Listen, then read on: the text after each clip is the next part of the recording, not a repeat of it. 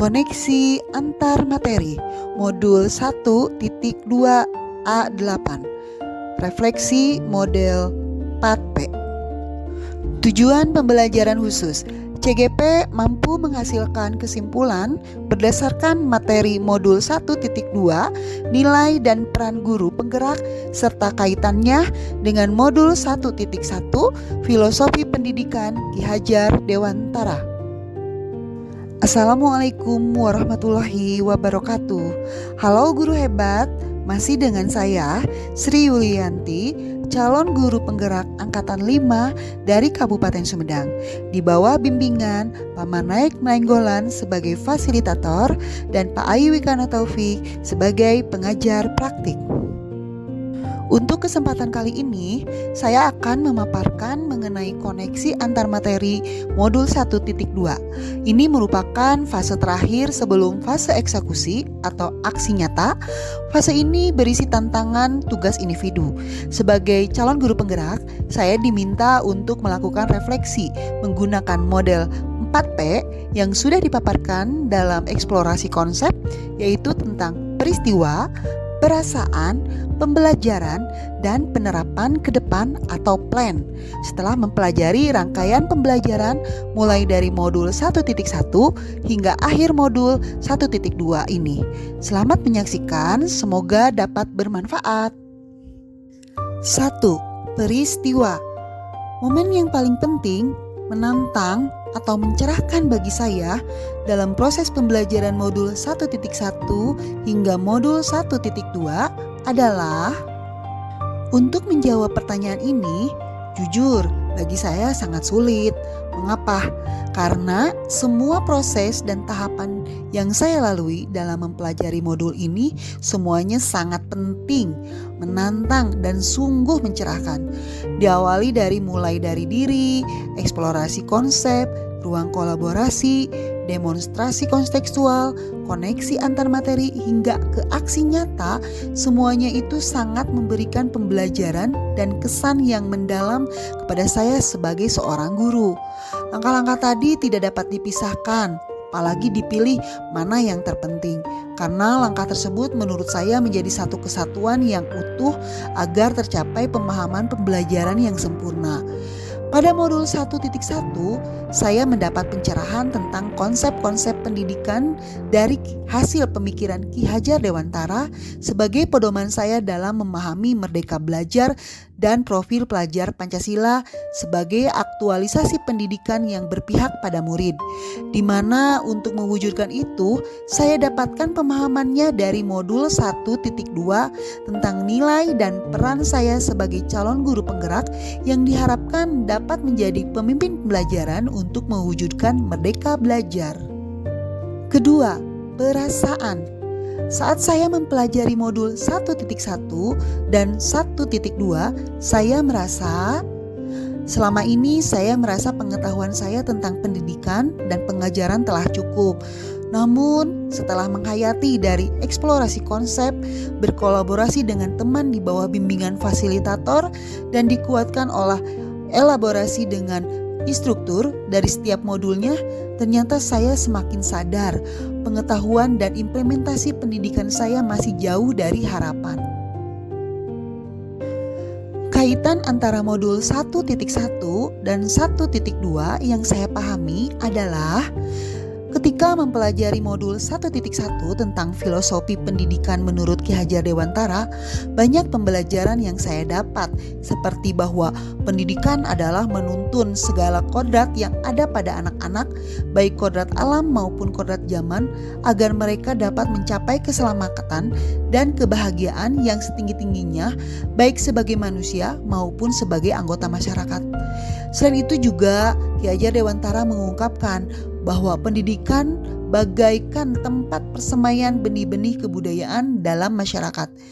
Di sini saya semakin menyadari bahwa saya sebagai guru mempunyai tugas yang sangat berat, yaitu untuk menciptakan manusia Indonesia yang beradab, yang mana melalui didikan dan ajaran dari gurulah menjadi kunci utama pencapaiannya. Pendidikan diwadahi oleh ekosistem sekolah dapat menjadi ruang berlatih dan bertumbuhnya nilai-nilai kemanusiaan yang dapat diteruskan atau diwariskan. Lalu ketika mempelajari modul 1.2 tentang nilai dan peran guru penggerak, saya merasa tertantang untuk menjadi guru yang lebih baik lagi, yang dapat menerapkan konsep-konsep dari pemikiran Ki Hajar Dewantara tentang pendidikan yang ada pada modul 1.1. Saya berpikir dengan adanya program guru penggerak di mana nilai dan perannya dapat diimplementasikan secara maksimal, perasaan saya semakin bersemangat untuk segera menerapkan peran-peran tersebut, seperti sebagai pemimpin pembelajaran, sebagai coach, pendorong kolaborasi antar guru, menggerakkan komunitas praktisi, dan mewujudkan kepemimpinan murid. Hal ini dilakukan demi pencapaian merdeka belajar dan terwujudnya profil pelajar Pancasila. Sekarang kita lanjut ke nomor 3, pembelajaran. Sebelum dan setelah saya mempelajari modul 1.1 dan 1.2, pemikiran saya adalah sebelum. 1. Saya berpikir bahwa dalam pembelajaran gurulah sebagai subjek dan murid adalah objeknya. Sesudahnya, sekarang saya berpikir bahwa dalam pembelajaran muridlah yang bertindak sebagai subjek, sedangkan guru adalah sebagai penuntun. Kedua, saya dalam menyampaikan pembelajaran sebelumnya masih mengandalkan metode ceramah dan tanya jawab dengan alat peraga yang kurang bervariatif. Saat itu dengan cara seperti itu saya sudah merasa cukup. Setelahnya, saya akan berupaya dalam menyampaikan pembelajaran menggunakan metode yang bervariatif dengan memperhatikan kodrat alam dan kodrat zaman sesuai dengan pemikiran Ki Hajar Dewantara. Ketiga, sebelum. Awalnya saya berpikir bahwa murid yang memiliki nilai pengetahuan yang tinggi adalah murid yang pintar. Setelah mempelajari modul 1 dan 2, sekarang saya berpikir bahwa masing-masing murid memiliki karakter yang berbeda-beda, tidak menggantungkan penilaian kepada murid dari segi pengetahuan saja, melainkan dengan melihat aspek lain, kompetensi yang lain seperti sikap dan keterampilannya. Yang keempat, sebelum, karakter murid dibentuk melalui aturan-aturan yang ketat dan mengikat dan harus dipatuhi sehingga jika melanggar maka dihukum.